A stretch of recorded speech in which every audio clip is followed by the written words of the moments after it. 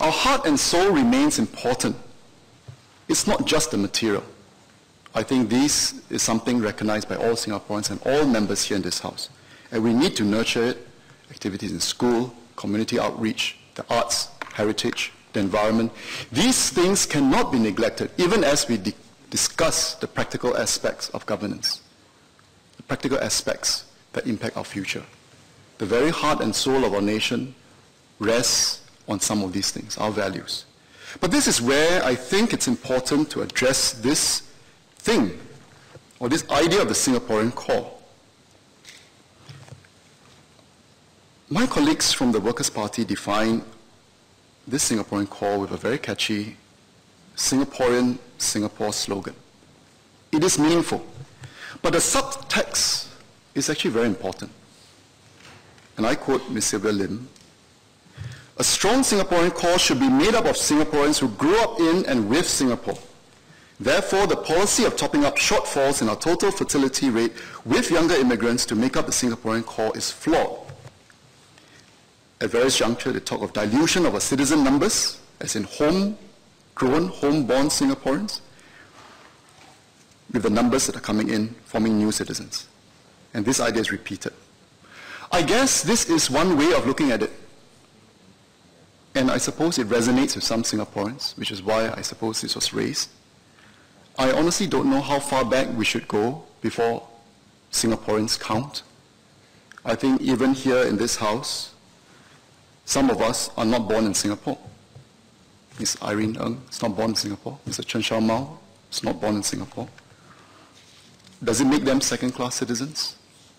We have many Singaporeans who are not born here. They may not have grown here, but they have decided to make this place home and serve and contribute to our society. Should this be what defines us as Singaporeans? And it's an important question. Are these the values we as Singaporeans subscribe to? I do not subscribe to these values and outlook to what it means to be a Singaporean. I believe we Singaporeans, we are an open-hearted, kind people. We're generous, we're warm, we embrace those around us.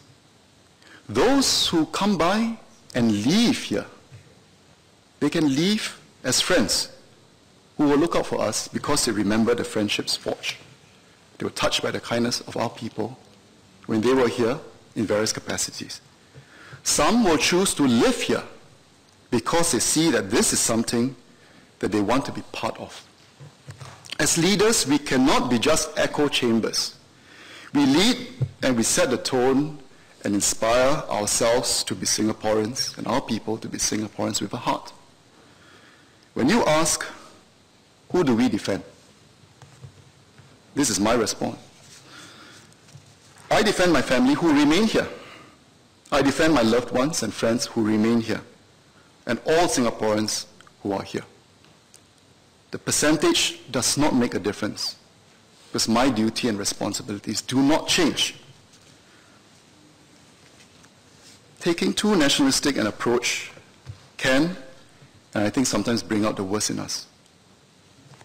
We are much more than this as a people. So let me end with this quote. And I quote, "As a Singaporean, I have no difficulty in a single lifetime forgetting in turn that I was a Ceylon Tamil and Sri Lankan, though I was born there. I had no difficulty forgetting that I was a British subject. All the formative years as a Malayan, and where most of my kith and kin still are. That I and my colleagues fought bitterly the communists and communalists on both sides of the causeway to be a Malaysian. And now, totally happy that I will die, I hope, a satisfied Singaporean. Being a Singaporean is not a matter of ancestry. It is conviction and choice. Being a Singaporean means forgetting all that stands in the way of one's Singaporean commitment, but without in any way diminishing one's curiosity about the triumphs and failures of one's distant ancestors." This quote is by the person who coined the term Singaporean Singapore, S. Rajaratnam. Friends, we talk about the Singaporean core, I think this is what it means, and this is the core of being a Singaporean. For all our imperfections, we are a remarkable little nation. We have defied the odds and have built up something, I think, that's special, that we all care for. For all of us here, this is our home, and this is where our heart is. I, for one, do not intend for us to be a footnote in the annals of history. I have hope that our next chapter will see us all grow old together, here, as one people, and to be young again as one nation.